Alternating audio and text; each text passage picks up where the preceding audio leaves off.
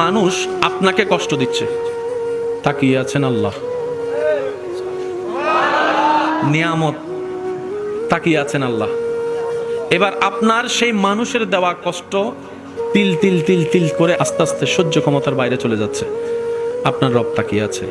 শনিবার, রবিবার, সোমবার, মঙ্গলবার, বুধ হয়ে বৃহস্পতি হয়ে আবার শুক্রবার, সপ্তাহ চলে যাচ্ছে, মাস হয়ে যাচ্ছে।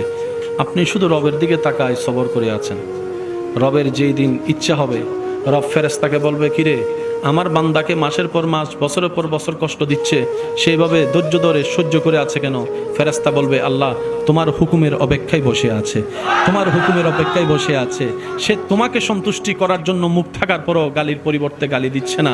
আল্লাহ সে তোমাকে রাজি করার জন্য মারের পরিবর্তে মার দিচ্ছে না। সে দুনিয়ার মানুষ সৃষ্টি তাকে কষ্ট দিচ্ছে, সে তোমার সৃষ্টিকে ভালোবাসা দিয়ে যাচ্ছে, মায়া দিয়ে যাচ্ছে, সেবা দিয়ে যাচ্ছে। রব্বুল আলামিন বলবে, আমার বান্দা আমার হুকুমের অপেক্ষায় বসে আছে, আমার বান্দা আমার সন্তুষ্টির অপেক্ষায় বসে আছে। এত কষ্ট সহ্য করছে, বুক ফেটে যাচ্ছে, চোখের পানি পড়ছে, তারপরও সে ধৈর্য ধরে আছে। ইন্নাল্লাহা মা'আস সাবিরিন। ফেরেশতা জেনে রাখো, আজকে থেকে আমি আল্লাহ আমার এই বান্দার সাথে আছি। তার ধৈর্য ধরাটা, অপেক্ষা করাটা আমি রবের পছন্দ হয়েছে। সুবহানাল্লাহ।